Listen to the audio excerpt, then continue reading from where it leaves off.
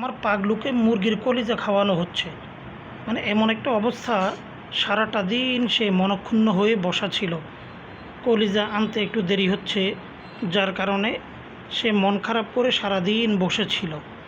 সাধারণত সে ছোট পুঁটি মাছ খায়, তেলাপিয়া মাছ খায়, এরপরে জাটকা মাছ খায়, কিন্তু মাঝে মধ্যে রুচির যখন একটু পরিবর্তন হয় তখন কিন্তু আবার গরুর ফ্যাপসা, তারপরে মুরগির পা, মুরগির কলিজা, এগুলো কিন্তু সে খাওয়া দাওয়া করে।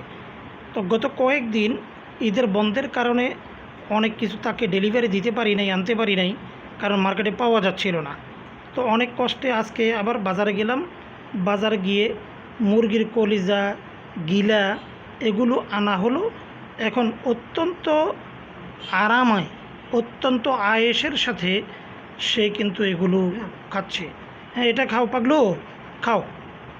এই যে তার পিছনে যে শ্রম, তার পিছনে যে শ্রম আর কষ্ট, এগুলো কিন্তু নিয়মিত তাকে দিতে হচ্ছে বা খাওয়াতে হচ্ছে।